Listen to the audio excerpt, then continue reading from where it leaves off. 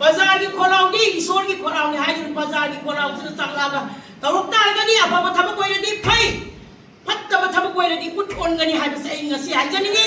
अदुना आइना तौरगा थबक से फै फै हाइबो वासे कोइ ताजनिंदे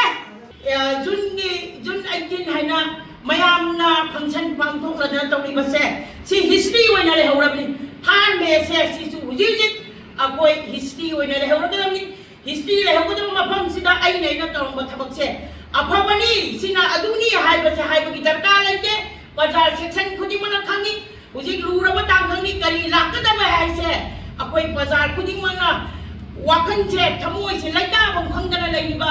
बाजार अमा खंगी अमदी लिरिक गेम द लेलिबा मियाम सिगी थमोय सिना हिंगबदी लाइफ द जीरो की लाइफ द अवाबगी सैना खांगना लेलिबा खुदी मक्से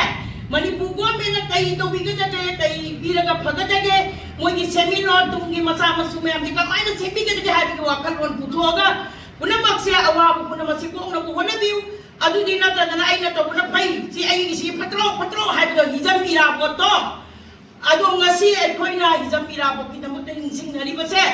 आइना तौबना फै हाइरम बराबा माना तौरम मैम फै हैना हाइरम बरिबा हौजी बीजेपी गवर्नमेंट ओइरो कांग्रेस गवर्नमेंट ओइरो अफब थबकतो फजाना लेहौरदबनि फत्तब थबकतो फत्तबगी ममीगा मसा मसाना अदुम तारगा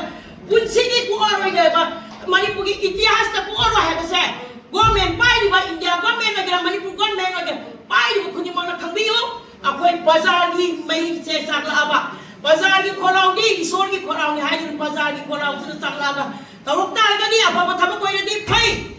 फत्तब थबक कोइरदी उठोनगनी है बस आई ngasi हाइजनिगे अदुना आइना तौरगा थबक से फै फै हाइबो वासे कोइ ताजनिंदे